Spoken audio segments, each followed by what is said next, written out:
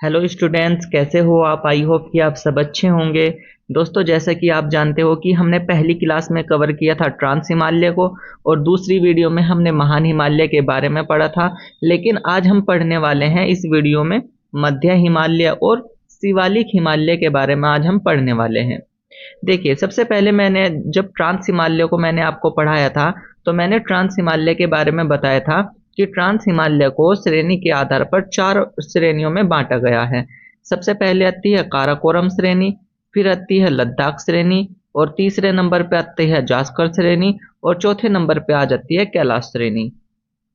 हालांकि मैंने आपको ये भी बताया था कि लद्दाख श्रेणी का ही एक्सटेंशन जो है वो कैलाश श्रेणी को माना जाता है। तो कहीं कहीं पे ट्रांस हिमालय को 3 पार्ट में डिवाइड किया गया है, काराकोरम श्रेणी, लद्दाख श्रेणी, जास्कर श्रेणी। और कैलाश श्रेणी को लद्दाख श्रेणी का ही पार्ट माना गया है, जिसके कारण उन्होंने 3 पार्ट में डिवाइड किया गया है।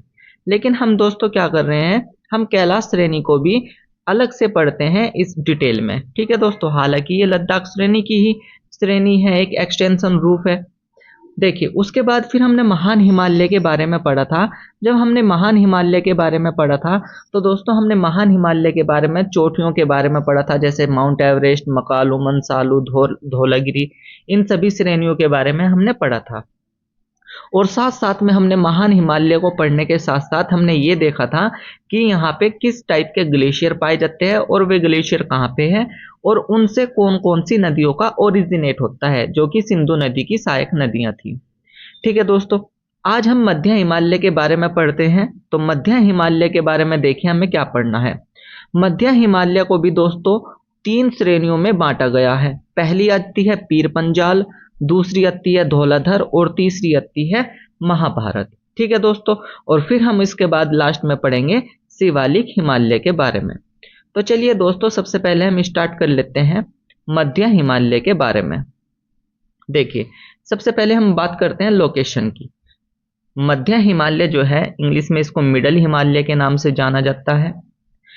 जैसे कि मैंने अभी बताया है कि मध्य हिमालय को 3 श्रेणियों में बांटा गया है। नंबर फर्स्ट पे आ जाती है पीर पंजाल, नंबर सेकंड पे आ जाती है धौलाधर, और नंबर 3 पे आ जाती है महाभारत। देखिए दोस्तों, पीर पंजाल और धौलाधर, जैसे कि यहाँ पे ये वाली जो लाइन आप देख पा रहे हो, ये रेड कलर की जो लाइन आप देख पा रहे हो, यहाँ पे इसको बोला जाता है पीर पंजाल, इसको बोला जाता है धौलाधर, और ये वाली जो सीरीज आप देख पा रहे हो, ये वाली सीरीज, इसको बोला जाता है महाभारत। अब दोस्तों, ये जो महाभारत है, जो महाभारत श्रेणी है, ये कहाँ पे पड़ती है दोस्तों? तो ये नेपाल में पड़ती है। कहाँ पे दोस्तों? नेपाल में। चलिए दोस्तों, अब इसके नेक्स्ट हम देखते हैं, इनको डिटेल में पढ़ते हैं एक एक करके। देखिए, तो सबसे पहले मध्य हिमालय के बारे में हमें थोड़ा सा जानना है। देखिए, मध्य हिमालय के बारे में याद क्या रखना है। देखिए, इसमें आपको याद रखना है कि लोकेटेड साउथ एंड पैरेलल, क्या दोस्तों? Located south and parallel of great Himalaya. Hindi में देख लेते हैं, महान हिमालय के दक्षिण तथा समांतर में स्थित है। मैप के अकॉर्डिंग समझिए दोस्तों, मैंने इससे पहले वाली क्लास में आपको बताया था कि महान हिमालय यहाँ पे स्थित है। ये दोस्तों महान हिमालय मान लेते हैं। इसको मैं दोस्तों कलर चेंज कर देता हूँ, इसको मैं ले लेता हूँ ग्रीन कलर से। देखिए, जो महान हिमालय है वो कहाँ पे है दोस्तों? यहाँ पे है ये महान हिमालय। अब देखिए दोस्तों, महान हिमालय यहाँ पे है, तो महान हिमालय का ये वाला पार्ट होगा नॉर्थ और ये वाला पार्ट होगा साउथ, मतलब कि ये होगा दक्षिण और ये होगा उत्तर। तो इस लाइन में ऐसा ही तो लिखा गया है। देखिए, इस लाइन में यही लिखा गया है कि महान हिमालय के दक्षिण तथा समांतर स्थित है। जो मध्य हिमालय है, ये जो मध्य हिमालय है रेड वाला, ये महान हिमालय के दक्षिण में स्थित है और महान हिमालय के समांतर स्थित है। कैसा स्थित है दोस्तों? समांतर। ठीक है, नेक्स्ट देखिए।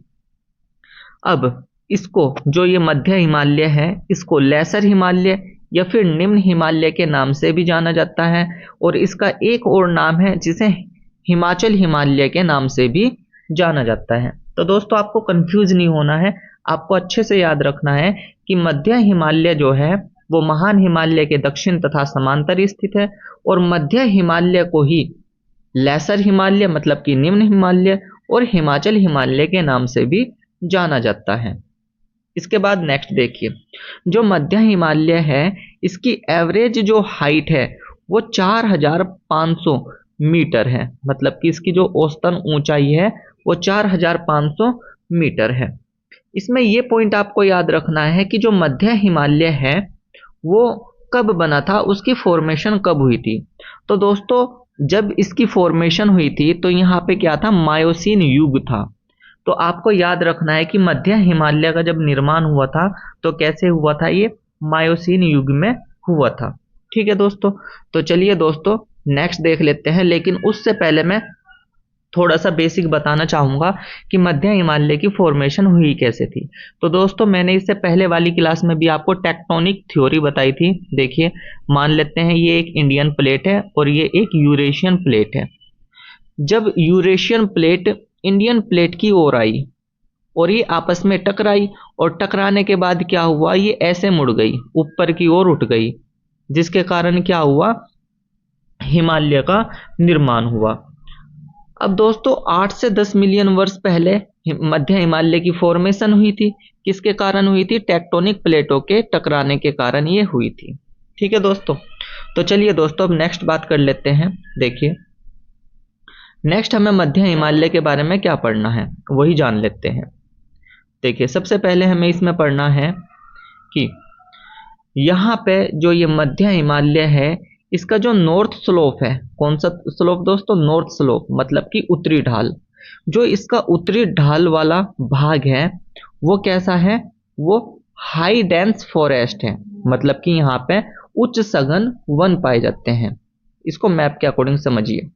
देखिए दोस्तों ये क्या है, ये मध्य हिमालय है, इसके नीचे में आपको मिलता है साउथ पार्ट और इसके ऊपर आपको मिलता है नॉर्थ पार्ट।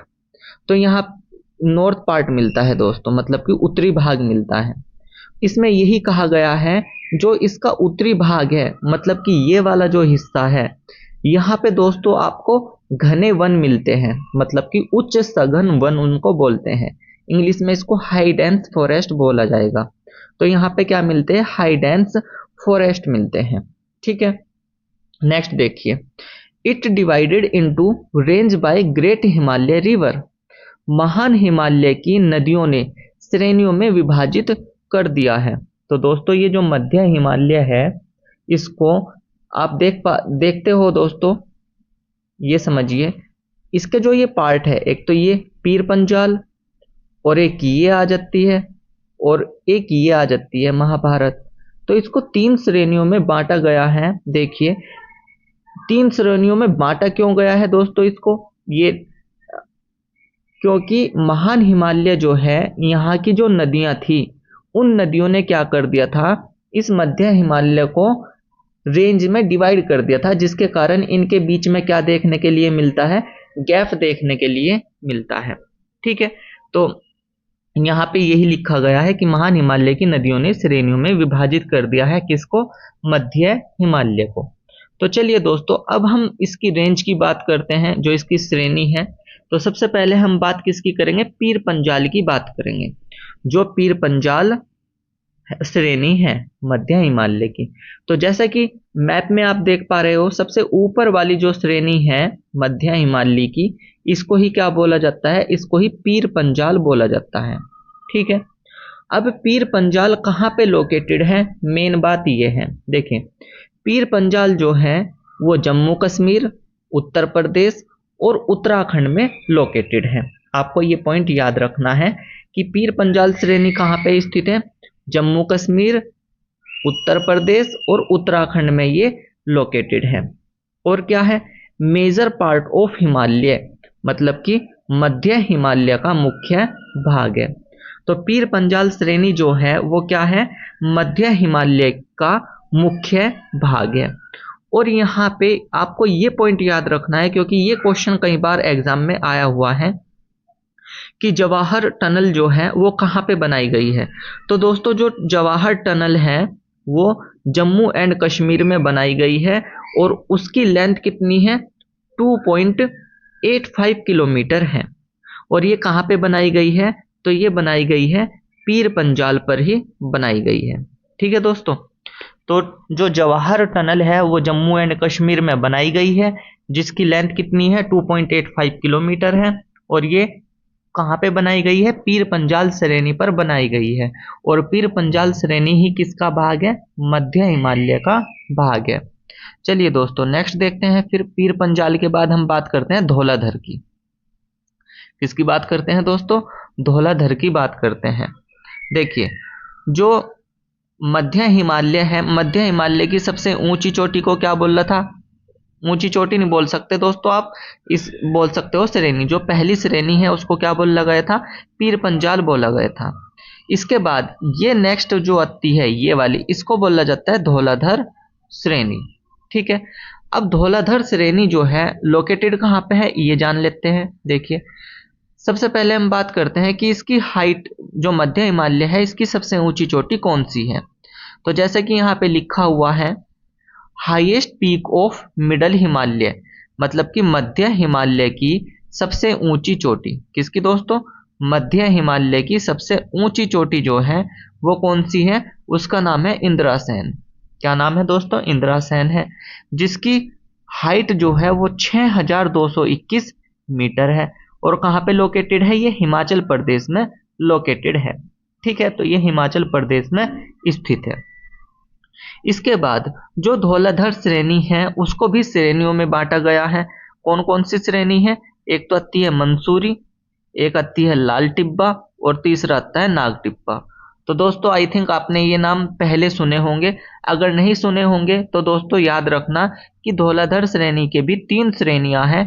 कौन कौन सी, एक तो आ जाती है मंसूरी, दूसरा आ जाता है लाल टिब्बा और तीसरा आ जाता है नाग टिब्बा। जैसा कि यहाँ पे दिखाया गया है, ये इसका एक्सटेंशन है, ये यहाँ पे फैली हुई है। ठीक है, चलिए दोस्तों, और आपको याद रखना है कि जो मध्य हिमालय की सबसे ऊंची चोटी है वो कौन सी है, इंद्रासेन है, जिसकी हाइट कितनी है, 6221 मीटर है। और कहाँ पे लोकेटेड है, हिमाचल प्रदेश में लोकेटेड है। चलिए अब हम नेक्स्ट देखते हैं। नेक्स्ट हम बात कर लेते हैं महाभारत श्रेणी की। देखिए दोस्तों, महाभारत श्रेणी जो कि कहाँ पे लोकेटेड है, नेपाल में लोकेटेड है महाभारत श्रेणी। देखिए यहाँ पे ये क्या है, नेपाल है दोस्तों ये, तो ये नेपाल में लोकेटेड है क्या, महाभारत श्रेणी।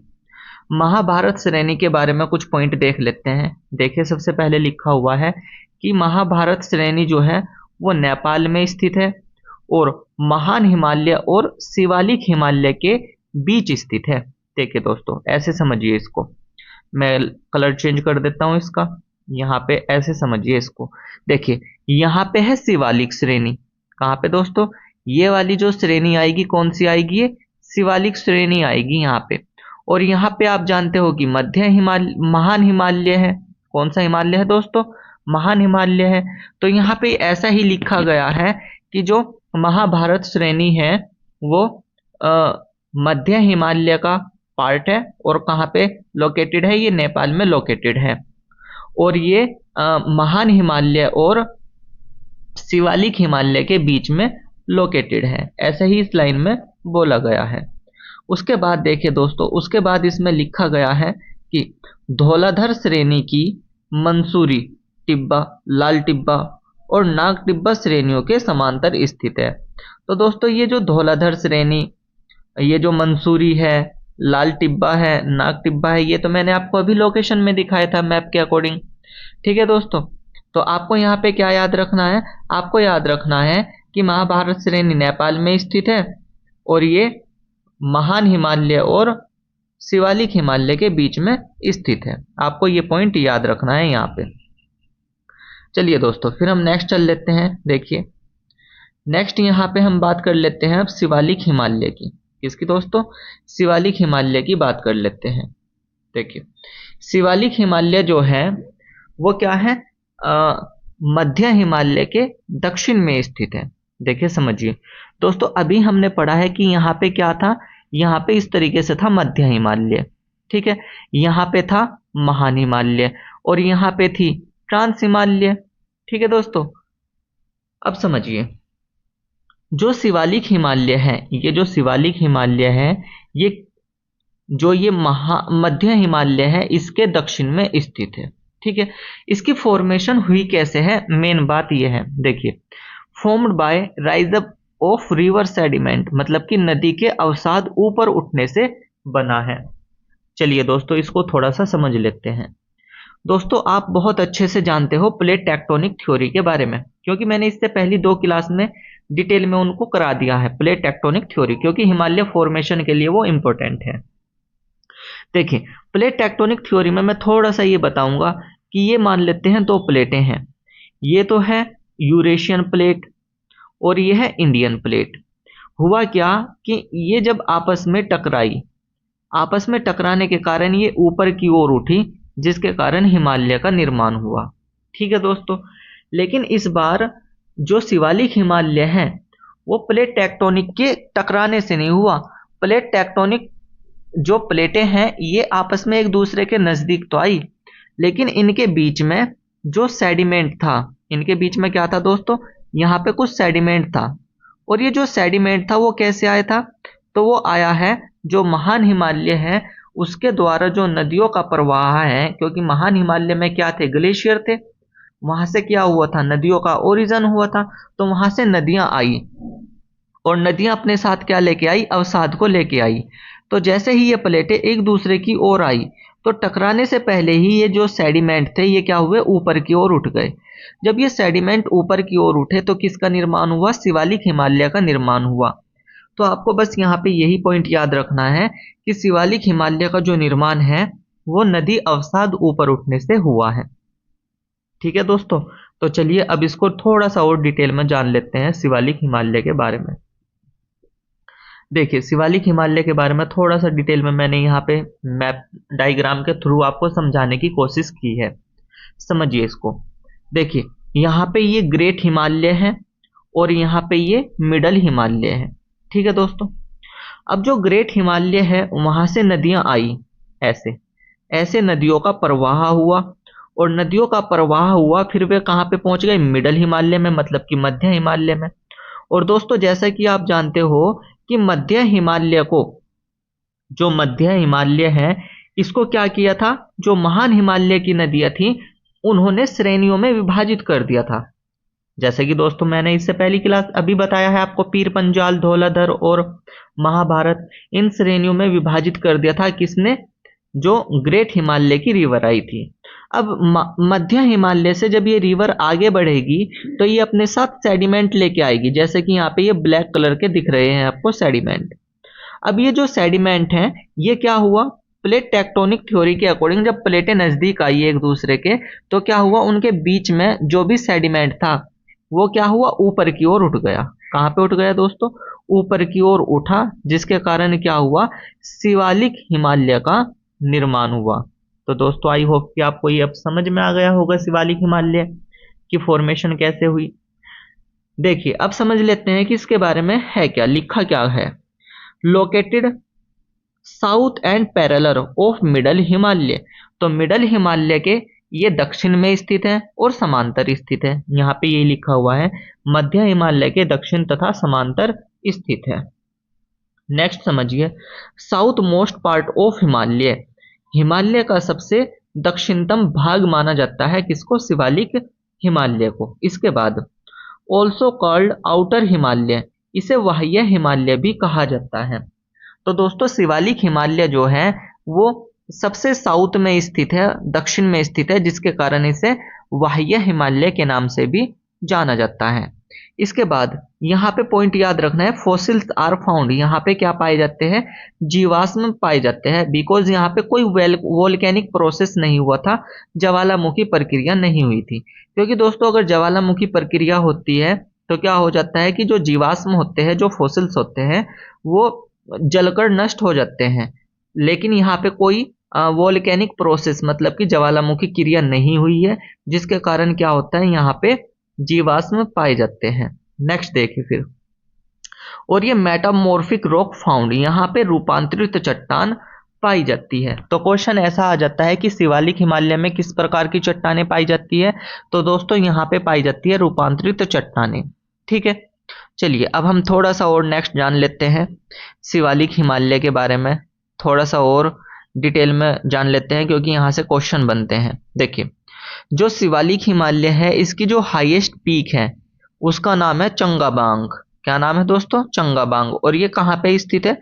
तो ये उत्तराखंड में स्थित है। और जो चंगाबांग है इसकी जो हाइट है वो कितनी है? 6864 मीटर है। कितनी है दोस्तों? 6864 मीटर है। अब जो शिवालिक हिमालय की हाईएस्ट पीक है चंगाबांग, उसको देखें नेपाल में किस नाम से जाना जाता है। तो दोस्तों इसको नेपाल में जाना जाता है चुड़िया मुड़िया पहाड़ी के नाम से। ठीक है दोस्तों, और कहाँ पे लोकेटेड है ये? जम्मू एंड कश्मीर, पंजाब, उत्तराखंड और नेपाल में लोकेटेड है। हालांकि नेपाल में चंगाबांग जो हाईएस्ट पीक है शिवालिक हिमालय की, इसको किस नाम से जाना जाता है? चुड़िया मुड़िया पहाड़ी के नाम से जाना जाता है। ये क्वेश्चन बना हुआ था इसलिए मैंने ये पॉइंट डाला है इसमें। चलिए दोस्तों, तो दोस्तों आज के लिए इतना ही। आई होप कि आपको दोस्तों क्लास अच्छी लगी होगी। तो दोस्तों कमेंट में ज़रूर बता दिया करो कि दोस्तों आपको क्लास कैसी लग रही है, और अगर कोई कमी दिख रही है वीडियो में तो दोस्तों वो कमेंट में बताया करो, जिससे कि हम वो गलती अपनी सुधार सके। ठीक है दोस्तों, तो दोस्तों इन तीनों क्लास को आप बहुत अच्छे से पढ़ लेना क्योंकि मैंने इसमें 3 क्लासें कंप्लीट करा दी है। पार्ट 1 में मैंने आपको बताया था ट्रांस हिमालय के बारे में, और पार्ट 2 में मैंने आपको बताया था महान हिमालय के बारे में, और आज ये तीसरी क्लास थी जिसमें मैंने आपको मध्य हिमालय और शिवालिक हिमालय के बारे में बिल्कुल डिटेल से बताया है।